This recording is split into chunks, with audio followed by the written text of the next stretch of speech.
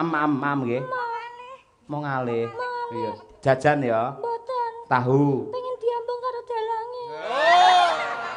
Lah ngene aku isi malakaman. Ora tak ambung ya bocah ora waras-waras. Ya tak ambung gimana gitu. Nanti aku sampai rumah dikeprok parut ora. Pengen ku dalange.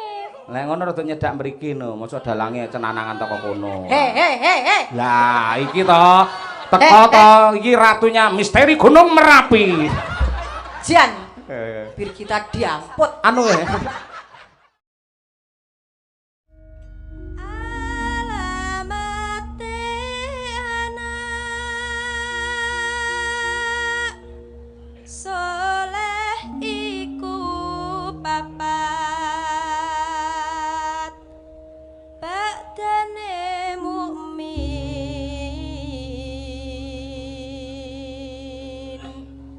Anuting syariat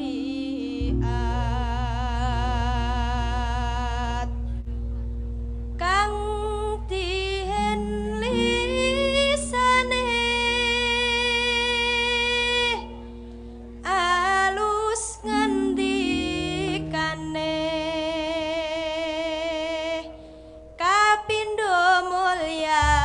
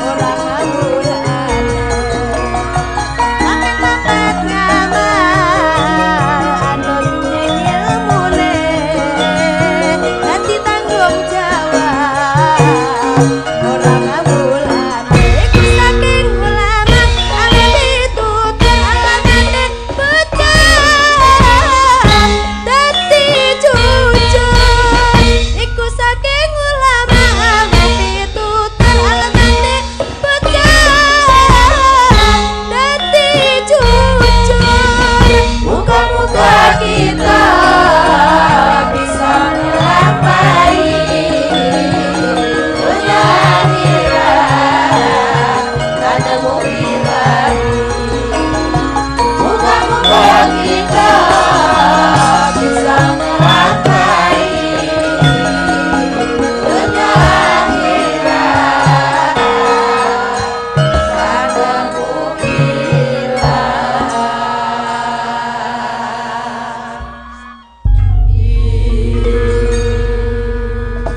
Alhamdulillah nduk leren dhisik.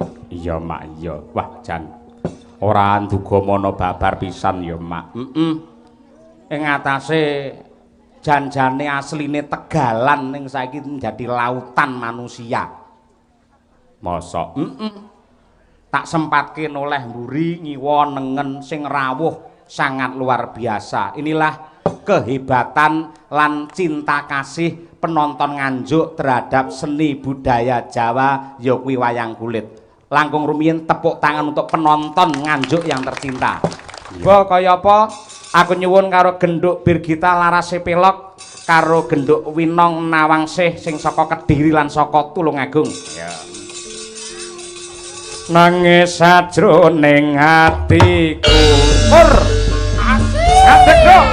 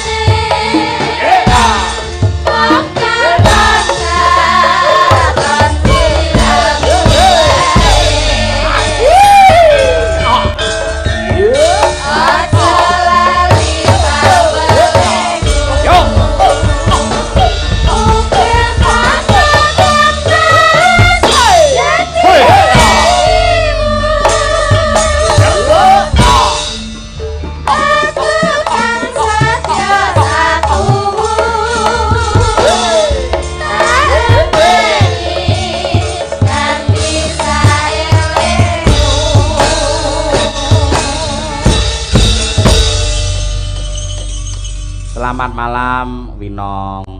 Selamat malam Pak. Ya memang ada. Saya gede nih semono suaranya cilik ora. Ayo, iki gandeng iki lak mantenan to Nong. Nggih. Ayo mengucapkan apa kepada mempelai berdua. Ayo karo Mas Suhar karo Mbak Devi. Ayo. Mas Suhar dan Mbak Devi. Mbak Devi. Nggih. Semoga selamat sih Ding. Pandu, Mas Pandu kok. Lah iya Mas Suhar Pandu Sambodo ngono. Lah ya sama aja, sampean ini nyapa to Mbak nyenengi. Lah kayak dibengok ibu-ibu kayak lo aku. Ya wis Mas Pandu. Ya. Mas Pandu kalian Mbak Devi toh? Ya. Selamat kepada Mas Pandu dan Mbak Devi. Selamat menempuh hidup baru. Semoga langgeng, barokah, rukun, ngantos puputing yuswa, pinaringan bagas waras, rezeki ingkang kathah, terus ampun sampai pisah kados rencang kula niki. Wah. Nyapo aku ki nyapo. Aku wis meneng-meneng, Mbak. Mau wis apik ngarepe wis apik lho Nong, mburi-mburi nyampluk kancamu. Iya. Kowe urung. Kowe aja gleleng sik. Iki calone iki sing iki ret iki kabeh ya pedhot bakale. Kowe iki sik pirang tahun? Kowe petang tahun pedhot wae. Lah awakmu pirang tahun to, Bir? 4 tahun. Wis apik, petang tahun iki pacaran wis apik. Wis remuk kuwi wisan. Ning sabar ya, Bir, sabar ya, Bir ya. Lelakon adile mung disandang. Nggih. Mula yen pacaran ki ngangge wates-wates ya. Sing duwe wates ora mung Kediri tok, wong pacaran yo ngangge wates. Ya. Aja nganti kenemenen le pacaran. Mergo calone kowe esuk sapa bojomu iki Allah yang tahu, kamu tidak tahu. Kamu hanya bisa mencintai, namun kamu tidak bisa menentukan besok aku menikah dengan siapa. Allah mengkodratkan kamu bisa merencanakan menikah dengan siapa, namun kamu tidak bisa merencanakan cintamu untuk siapa. Lho ngono. Mula lek pacaran iki aja terus gawe omongan cilik ngono aja. Omongan cilik niku napa, Pak? Allah, runtang-runtung ngalor ngidul. Apa-apa terus tukokne anggar ulang tahun tukokne gelang, kalung. Lah dalah capa bareng rabi terope dhewe-dhewe. Ya ngono mesake ngono kuwi. Nggih, mugi-mugi kula nggih ndang antuk jodoh nggih, Pak. Heh? Mugi-mugi kula. Napa, Pak? Tahu kula. Kat mau dipoyoki lho, Pak. Ayo bir kita tahune ta ngono. Heeh. Lolono ge meneng entar. Ayo. Gini Pak Mantri Tego mang ya ana tahu takwa, tahu kuning kok ya ane. Nggih. Ucapamu apa, Bir? Nggih mempelai Bir, ra apa-apa nadyan kowe lagi stres ra masalah. Nggih, mugi-mugi Mas Pandu kalian Mbak Devi. Devi. Heeh. Mugi-mugi saged dadi keluarga ingkang sakinah mawaddah lan warahmah. Pun Pak ngoten mawon. Ah, Kula pinter. jomblo, Pak, mau piye ndongakne ya isone nggur kuwi, Pak, Pak.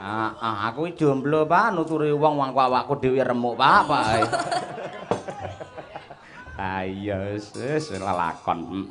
Ki pilihan nduk cah loro ki ana pamundhut sing ngersakake ya kuwi nyidra asmara utawa ula tampar. Ana sing ngersakake gubuk asmara, ana sing ngersakake podang kuning, ana Sutya. Lho, sing ndi? Gubuk asmara wae wonten, Pak. Sutya api. Gubuk asmara Sutya. Sing pengen gubuk asmara sapa? Gubuk asmara nggih, Pak. Ora kowe lho, Bir. Oh, nggih. Bir, kowe pengen gubuk asmara? Ya mesti pengen wis seneng amune gubuk asmara. Udah tahu, api Sutya ya. Wis ora saiki, Pak. Ora Berarti bisa oh.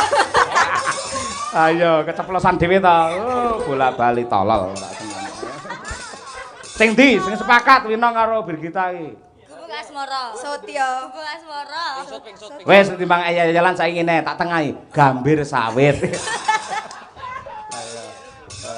Wis gubuk asmara sik, gubuk asmara. Ngalau ya, Nong. Awakmu kan sik duwe mesake kae.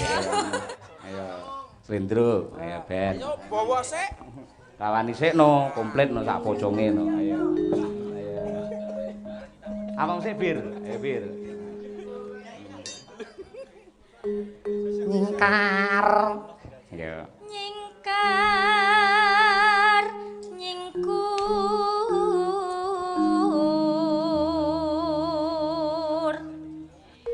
wiwitane nyingkar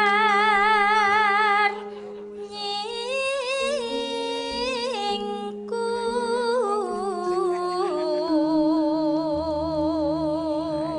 Bocah galo nembang ya sik apik. Apik ngono iki jlimur. Profesional iki ngono kuwi. Nadyan to atine remuk bubuk dadi rempon. Nek nembang tetep semangat, jos. harus Pak. Iya. Memori. Pancen kowe diniati kok bubar kuwi ya. Ayo. Ayo saiki Winong, ayo Nang, iki sing jan bocah suci dalam debu. Suci-suci nek Pak. Tenanan ya, suci tenanan. Ayo angger. Ya Nang. Lingsam yen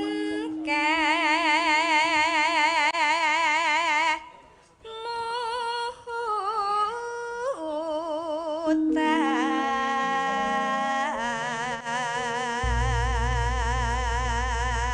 Ayo Bir.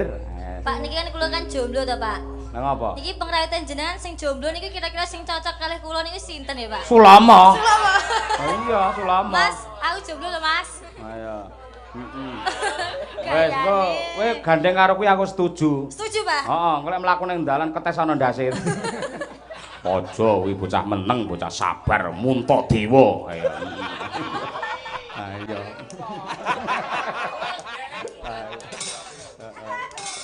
Kebir. Lelampahan kang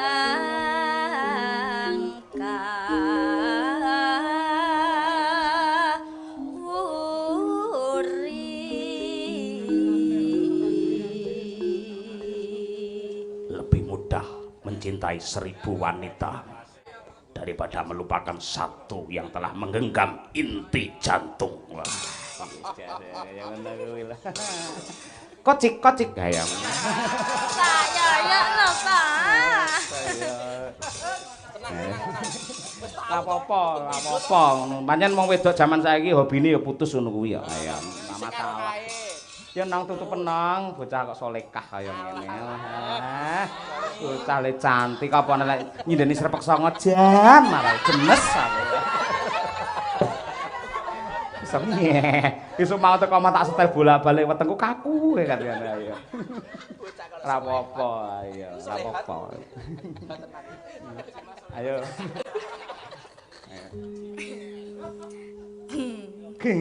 Mboten Mbak kula ngantos napa tresno tulus nadyan ning gubuk asmara ngoten kemutan sesuatu ngono.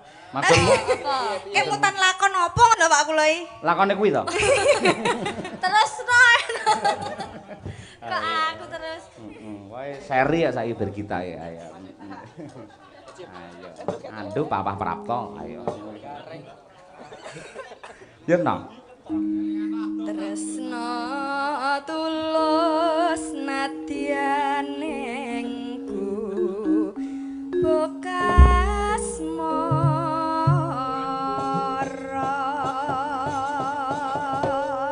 Ya, caloro cantik-cantik kabeh, suarane apik kabeh, tregel kabeh. Iya, pancen sinden saiki ya top-top ngono kuwi ya. Iya. Top bir kita. Remuk Yayi. Ayo. Gubuk asmara, yuk tetes Madangkara. Oke.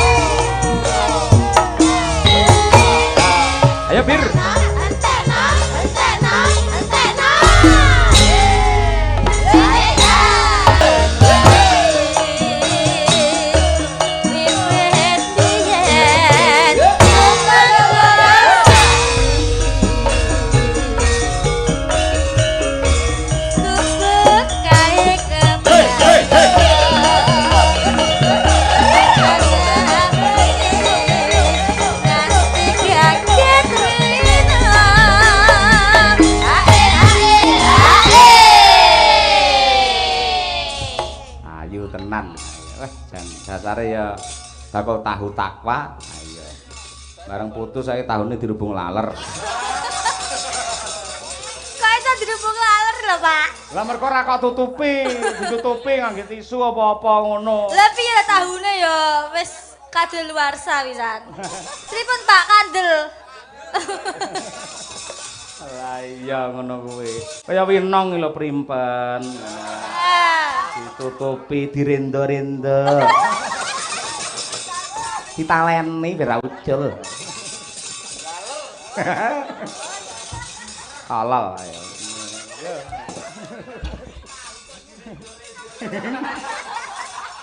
Wis to ben meneng sik. Ayo. Sapa iki jatah iki? Winong. Ayo nang. Cetan. Mbak Winong Rendawati ya.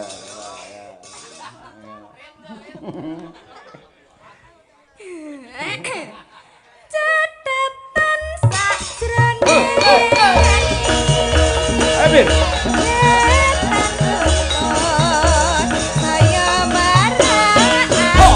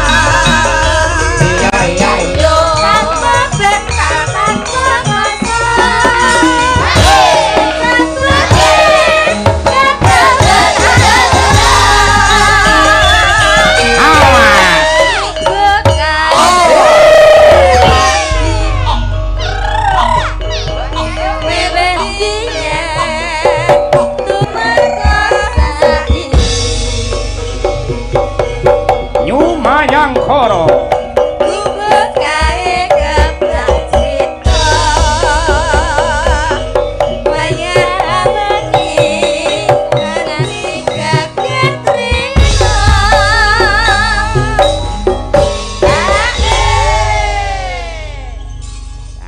Jan. Cakepane kere dhewe apa to ki mau? Catatan Hah? sakjroning ati. Terus? Datan luntur. Hah? Saya merati. Merati Jan. Tahune.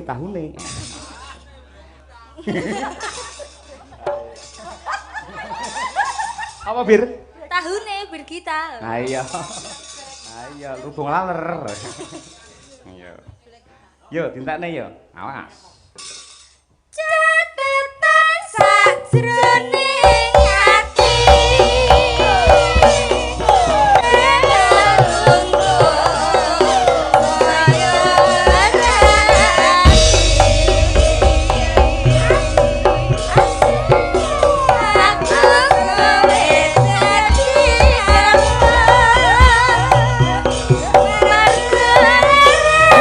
Awas.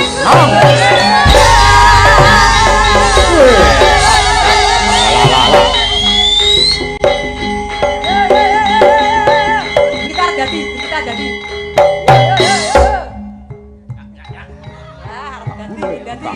Tahune.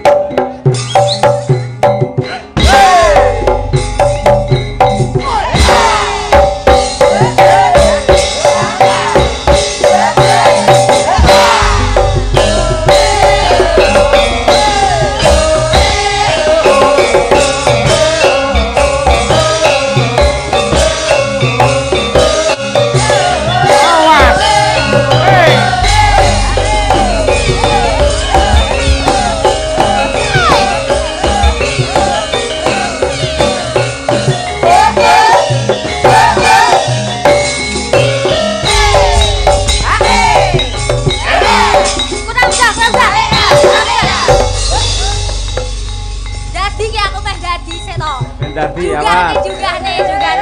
Jadi saya Pak.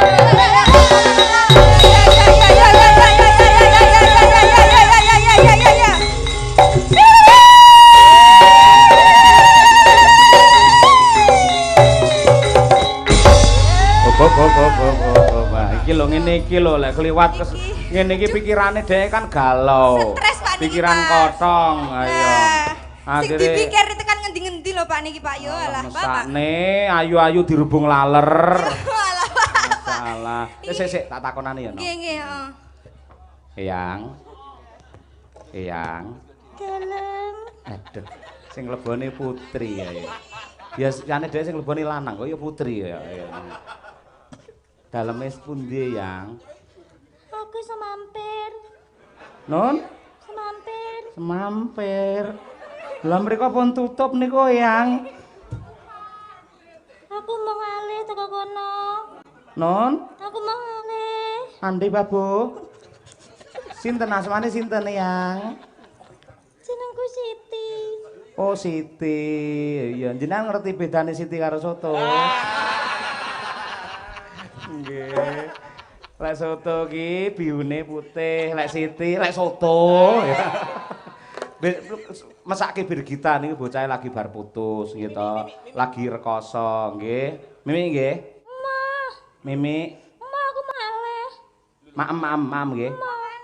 Mau ngalih. Iya. Jajan ya. Boten. Tahu. Pengen diambung karo dalange. Lah ngene aku isi malakaman. Ora tak ambung ya bocah ora waras-waras. Ya tak ambung gimana gitu. Nanti aku sampai rumah dikeprok parut ora. Nah, liyane diambung dalange apa, Nduk? Aku mesake tenan bocah. Apa, Nduk? Yang Siti. Hah? Mau pokoknya aku pengen diambung. Diambung. Mas Sulomo ae piye Mas Sulomo? Lek tak wakilne gembut piye gelem. Mau pengen ku dalange. Lek ngono rada nyedak mriki no, mosok dalange cenanangan toko kono. Hei. Lah iki to, teko to, iki ratunya misteri Gunung Merapi. Jan. Bir kita diamput. Anu Mbak Siti dudu Birgita, iki dudu Birgita ra salah. Nah, ini Yang salah Mbak iki Siti. Mbak Siti sing lebone. Siti, eling ti.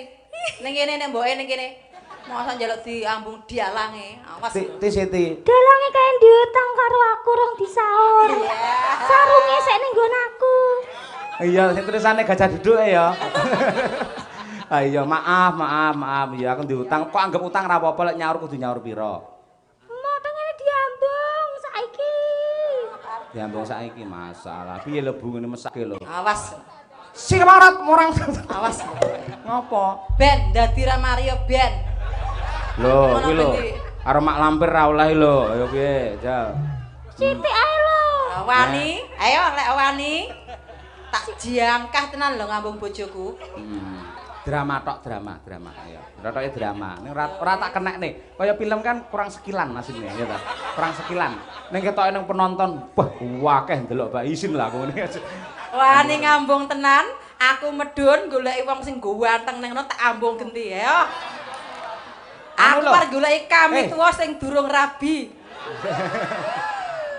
Ora bisa. Siti iki lho mikir Siti. Tolol Siti ora. Siti. Dalam. Mihunmu putih. Liyane diambung ya, liyane ya. Nggih. Iya wis manut. Duit ya, duit. Duit ae sak yuta.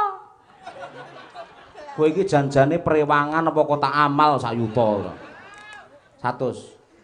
Kurang. Piro? 50. Kira ngerti hitungan to? Oh, tolol ora. Ngertimu biru karo abang ta. Ya 50 ya 50 ngene aku ki ora anu. Aku ning dompet enekku ya 50 kuwi ora. Ora percaya to kowe? Hah? 50. Nah, iki. Ya tak tambah iki swidak 70. 70. Siti 70. 70 ya.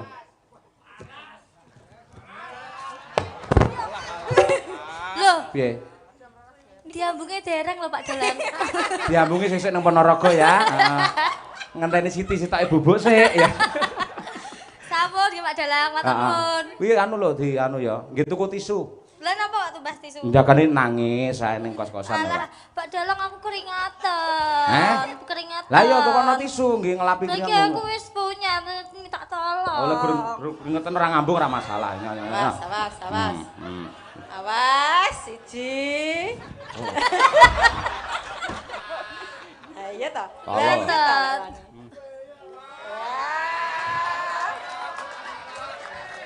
Piye, Pak? Seta. Bu Kesi. Lho iki lho, keringet ilang to. Nah. Ya Allah, ya. Ya wis ra apa-apa, Bapak Ibu. Pancen nggih dadi bojone dalang. Sik to. Ki salaman Bu Kesi sik, ngono dikabruk kowe ora. Ora. Engko sik. Ning kono. Pancen dadi bojone dalang niku atine kudu jembar, Pak. Ora mung Dadi atine. kula niku mboten gampang nesu. Pun kula ikhlas kok. Halah wis to, tak liarke bengi niki bojo kula. Nggih. Lho, iki malah bengi iki malah kiwanke ta aku. Gak apa-apa. Ayo Bir, minta maaf karo Bu Kesi, minta maaf. Bu, kula sakmenika minta maaf nggih, Bu. Ngapunten nggih, Bu. Niki disekseni para penonton. Kula nyuwun ngapunten nggih, Pak Bu nggih. Iya, Nduk Cahaya ora dadi apa. Wis to, ibumu ki ikhlas. Aku iki rumangsane raga tuwa, Nduk.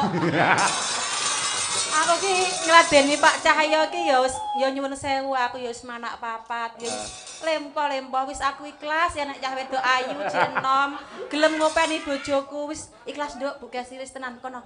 Dipijuti kono bapakmu ya. Ngojo ora. Oke, terima kasih. Ini hanya sekedar hiburan. Ya ngono kuwi Bir, kudu ngono kuwi. Berani tampil beda ngono kuwi.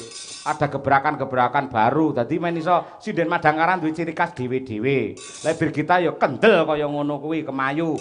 Umi nggen alusan, Mbak Lia nggen gending, Mbak Tuti nggen brawokan, terus Mbak Winong nggen salah.